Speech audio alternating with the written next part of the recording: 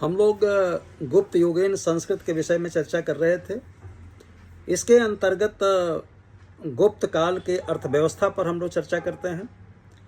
गुप्त काल में आर्थिक समृद्धि थी और यह समृद्धि कृषि पशुपालन पर आधारित ग्रामीण अर्थव्यवस्था, सार्वजनिक कल्याणकारी कार्य, उद्योग धंधों, नगर का विकास, श्रेणियों के क्रियाकलाप एवं स्थलीय व सामुद्रिक व्यापार वाणिज्य का स्रोत था या कारण था। कृषि पशुपालन के बारे में अगर हम लोग बात करें तो यह अर्थव्यवस्था के आधारशिला थी। भूमि पर बढ़ते दबाव के कारण भूमि संबंधी विस्तृत व्यवस्था स्थापित की गई।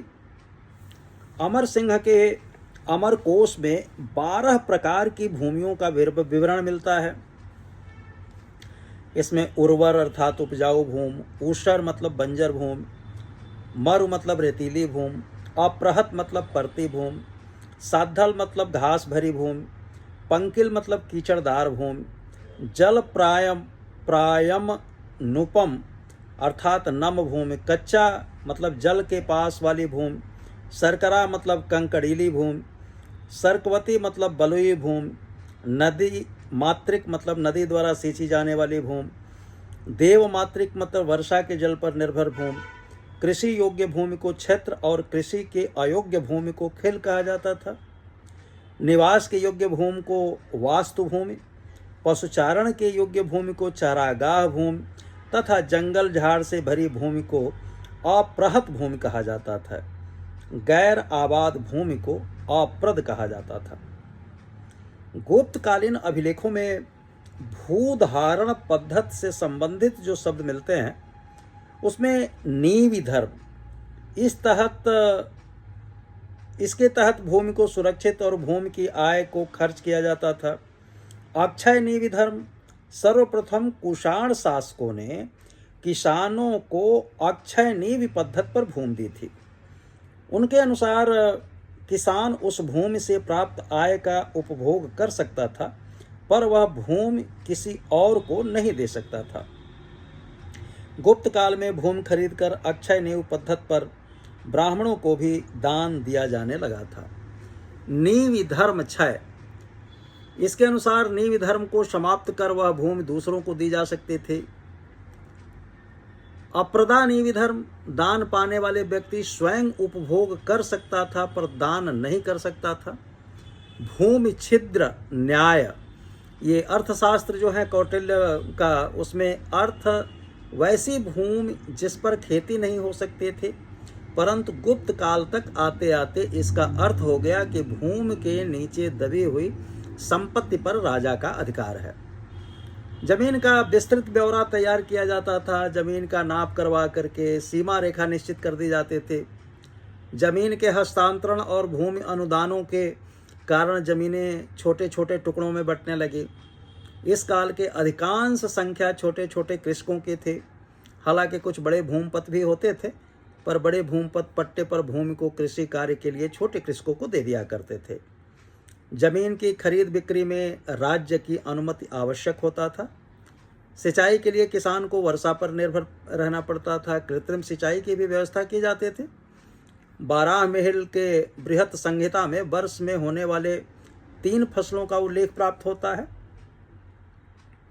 किसान अनाज के अतिरिक्त दलहन, तिलहन, फल, सब्जी, कपास, नील, मसाले इत्यादि उपजाते थे। कृषि के साथ साथ पशुपालन भी होता था।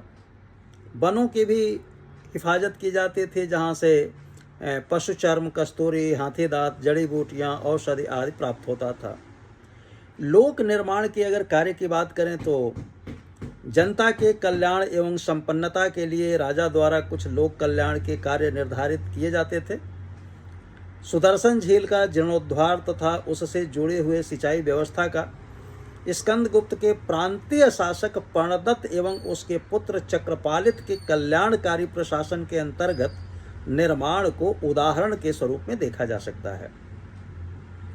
अन्य लोकोपकारी कार्यों में सार्वजनिक स्वास्थ्य सुविधाएं, सड़कों तथा पुलों का निर्माण, संचार सुविधाओं का विस्तार, छोटे तथा बड़े उद्योगों की स्थापना, खानों के उत्खनन आदि का कार्य शामिल था। इसके अलावा अभिलेखीय साक्ष्यों से विदित होता है कि गुप्त राजाओं ने संस्थाओं और व्यक्तियों के लिए धार्मिक एवं धर्मेतर निधियों की भी स्थापना की थी। उद्योग धंधों की अगर हम लोग बात करें तो राजसी गुप्त शासकों के संरक्षण में अनेक प्रकार के उद्योग धंधों का विकास हुआ। दिल्ली में मेहरौली स्थित अद्भुत रूप से ढले लौह स्तंभ का निर्माण सुसज्जित लौह इस्पात कारखाने के अभाव में संभव नहीं था।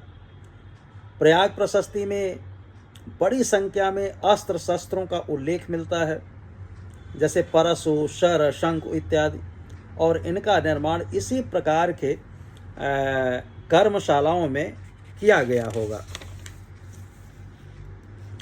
जलपोत बड़ी नौकाओं का निर्माण भी गुप्त काल में विकसित हुआ। बृहद उद्योग था यह जिसने उस काल में भारतीयों को व्यापारिक एवं औपनिवेशिक गतिविधियों को अवश्य ही बढ़ावा दिया होगा। रेशम उद्योग 10 पूर्व की बहुत बड़ी विशेषता थी। व्यापार एवं उद्योग की गुप्त काल में विकसित अवस्था याज्ञवल्क्य स्मृति में वर्णित हिस्सेदारी के अनुबंध, विदेशी व्यापार वाणिज्य तथा अन्य संबंधित विषयों पर दिए गए व्यापक नियमों से भी परिलक्षित होता है। नगरों के विकास की अगर हम लोग बात करें तो गुप्त काल में जो सांस्कृतिक प्रगति हुई उसका मुख्य आधार आर्थिक स्थायित्व एवं विकास था, और इस दौरान समृद्ध नगरों का विकास हुआ। पाटलिपुत्र गुप्त साम्राज्य की राजधानी थे। यह सबसे समृद्ध नगर था।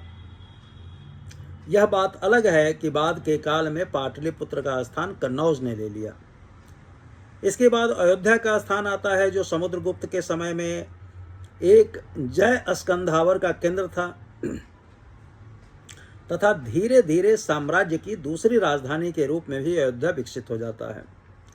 चंद्रगुप्त द्वितीय विक्रमादित्य के समय में उज्जैन या उज्जैनी भी राजधानी का स्थान प्राप्त कर लिया था। शीघ्र ही उज्जैनी सभी सांस्कृतिक गतिविधियों का केंद्र बन गया। विक्रमादित्य उसके नवरत्नों के केंद्र के रूप में भी अमर हो गया। गरगराटपुर जो गरगर नदी के तट पर बसा था, इस शहर का वर्णन कुओं, जलकुंडों, मंदिरों, पूजा गृहों, वाटिकाओं से परिपूर्ण नगर के रूप में हुआ है। 10पुर या मंदसौर यह एक समृद्ध शहर था, जहां राजा के सुकृत्यों से आकर्षित होकर रेशम बुनकरों की एक श्रेणी लाट यानी कि गुजरात में आकर बस गई। एरिकिण या एरण नगर का वर्णन समुद्रगुप्त के स्वभोग नगर यानी आरामगाह के रूप में हुआ है। वैशाली का उल्लेख, जहां गुप्तकालीन मुहरें बड़ी संख्या में प्राप्त हुई हैं, एक प्रमुख औद्योगिक और प्रशासनिक केंद्र था। गुप्त अभिलेखों में वर्णित अन्य नगर हैं इंद्रपुर, गिरनार। पूर्वी समुद्र तट पर अगर बात करें तो ताम्रलिप्ति एवं पश्चिमी समुद्र तट पर भृगुकच्छ। पूर्वी समुद्र तट पर ताम्रलिप्ति और पश्चिमी समुद्र तट पर भृगुकच्छ यानी भड़ौच सामुद्रिक व्यापार के प्रमुख केंद्र थे, जिनके कारण इन्होंने देश के आर्थिक जीवन में महत्वपूर्ण भूमिका निभाई थी। श्रेणियों के बारे में अगर हम लोग बात करें, श्रेणियों के क्रियाकलाप के बारे में, तो वस्तुओं के निर्माण एवं व्यावसायिक उद्यम के क्षेत्र में श्रेणियां प्रमुख संस्था के रूप में अपना कार्य करते थे। श्रेणी एक ही प्रकार के व्यवसाय या शिल्प का अनुकरण करने वाले लोगों की संस्था थे। गुप्त काल में कभी कभी कई श्रेणियां मिलाकर एक श्रेणी बनती थी, जिसे निगम यानी संघ कहा जाता था। जैसे श्रेष्ठ कुलिक निगम अर्थात साहूकारों शिल्पियों का संघ, श्रेष्ठी सार्थवाह कुलिक निगम अर्थात साहूकार व्यापारी और शिल्पियों का संघ। कुमारगुप्त के मंदसौर अभिलेख में पट्टवाय श्रेणी यानी रेशमी सूत बुनकरों की संस्था थे, इसका उल्लेख मिलता है। स्कंदगुप्त के इंदौर ताम्रपत्र अभिलेख में तैलिक श्रेणी यानी तेलियों की संस्था, इसका उल्लेख मिलता है, जो ब्याज के रुपए से इंद्रपुर अर्थात इंदौर स्थित सूर्य मंदिर में दीपक जलाने में प्रयुक्त तेल के खर्च को वहन करते थे। श्रेणियां बैंकों का भी कार्य करते थे और अपने सदस्यों को सूद पर धन देते थे। प्रत्येक श्रेणी का एक प्रधान एवं 4 या 5 व्यक्तियों की एक कार्यकारिणी होती थी। बृहस्पति स्मृति से ज्ञात होता है कि ईमानदार, वेदज्ञ, कर्तव्यशील, आत्मसंयमी एवं कुलीन व्यक्तियों को ही श्रेणियों के प्रबंध अधिकारी नियुक्त किए जाते थे। श्रेणियां स्वायत्त शासी संस्थाएं थी जिनके अपने नियम और कानून होते थे। राज्य सरकार उनके नियमों और कानूनों का आदर करते थे। स्मृति ग्रंथों में राजा को निर्देश दिया गया है कि वह श्रेणियों के रीति रिवाजों का पालन करवाएं। नारद स्मृति में श्रेणियों के नियमों को समय की संज्ञा दी गई है। प्रत्येक श्रेणी के पास अपनी अलग मुहर होती थी। वैशाली से एक संयुक्त श्रेणी की 274 मुद्राएं मिली है, जिनमें साहूकार, व्यापारी और सौदागर शामिल हैं। व्यापार और वाणिज्य की अगर बात करें तो गुप्त काल में व्यापारिक वाणिज्यिक प्रगति हुई। लंबी चौड़ी सड़कों का निर्माण हुआ। माल ढोने के लिए गाड़ियों एवं जानवरों का प्रयोग किया जाता था। गंगा, ब्रह्मपुत्र, नर्मदा, गोदावरी, कृष्णा, कावेरी नदियों द्वारा भी व्यापार होता था। भारतीयों ने मालवाहक जहाज़ों का निर्माण करना शुरू कर दिया था और कुछ जहाज़ों में एक साथ 500 व्यक्ति बैठ सकते थे। ये आप कल्पना कर सकते हैं कि जो मालवाहक जहाज़ का निर्माण था वो कितना तेजी से बढ़ रहा था। विविध प्रकार के कपड़े, मसाले, खाद्यान्न, नमक, बहुमूल्य पत्थर एक स्थान से दूसरे स्थान पहुंचाया जाता था। इस समय बंगाल में ताम्रलिप्ति प्रमुख बंदरगाह था, जहां से चीन, श्रीलंका, जावा, सुमात्रा आदि देशों में व्यापार होता था। पश्चिमी भारत का एक प्रमुख बंदरगाह भृगुकच्छ या भड़ौच था, जहां से पश्चिमी देशों के साथ व्यापार होता था। स्थल मार्ग द्वारा भी यूरोप के साथ भारत का व्यापार होता था। दक्षिण पूर्वी एशिया एवं पश्चिमी एशिया के विभिन्न देशों के साथ भारत का व्यापार उन्नति पर था।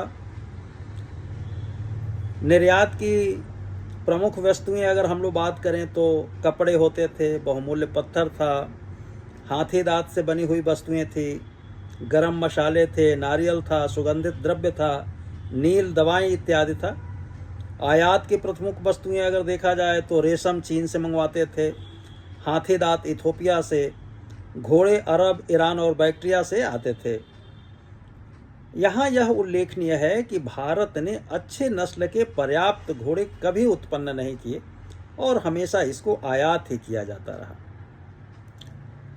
मंदसौर अभिलेख के अनुसार रेशमी सूत बुनकरों की एक श्रेणी गुजरात के लाट प्रदेश को छोड़कर दसपुर यानी मंदसौर पश्चिमी मालवा मध्य प्रदेश में जाकर बस गई और इस प्रव्रजन का मुख्य कारण यह था कि इस समय पश्चिमी देशों के साथ व्यापार लाभकारी नहीं रह गया था।